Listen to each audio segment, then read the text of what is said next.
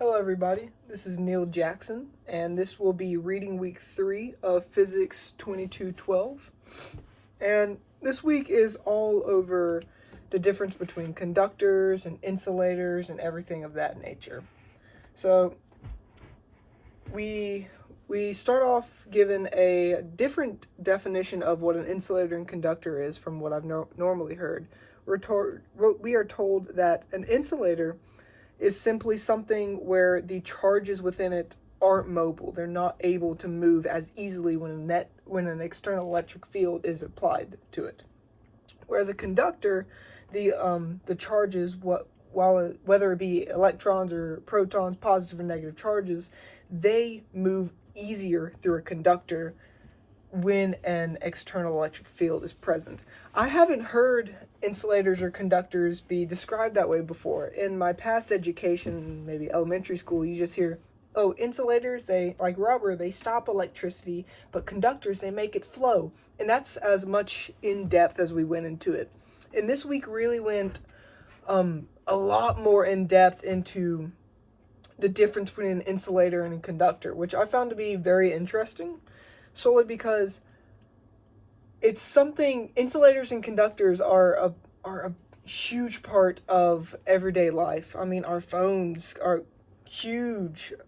Our phones are, and technology and everything are made up of insulators, conductors, and things that promote and don't allow these charges to move throughout them.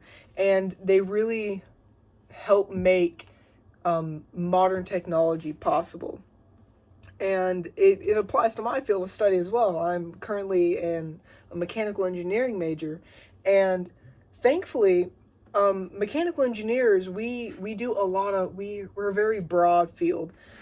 Sure, I may mainly focus on the mechanics side of physics as opposed to the electricity and magnetism side. However, understanding the principles of conductors, the principles of insulators and whatnot will help me create new technology and whatnot that uses these conductors and insulators in it. It's an extremely, extremely popular field of study, and it's an extremely useful tool to have in your toolbox to understand how conductors work and how insulators work. And then one of the last things that the lecture videos talk to us about is different ways and examples of how conductors react in the presence of electric fields and their different reactions and whatnot.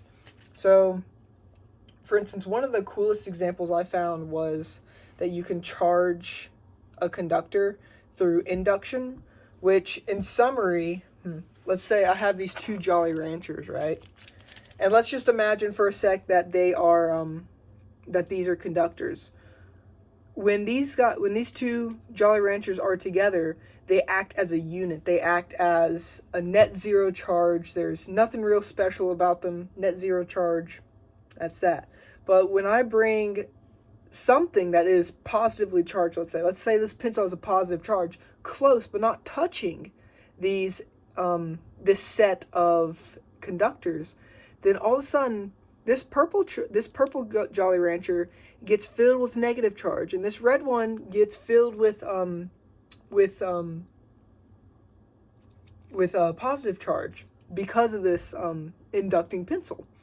And when I separate the two Jolly Ranchers, right, now, and I can remove my polarization element, I'm left with a negatively charged Jolly Rancher and a positively charged Jolly Rancher. And the fact that we as humans have the ability to manipulate the charge of objects for our own benefit, and we can use that to make new technology, to expand the avenues of computers, of little micro technology, and we could even maybe bring this into the medical field, is simply amazing. And I'm very eager to learn more about this stuff and see what this avenue takes me in my studies and whatnot.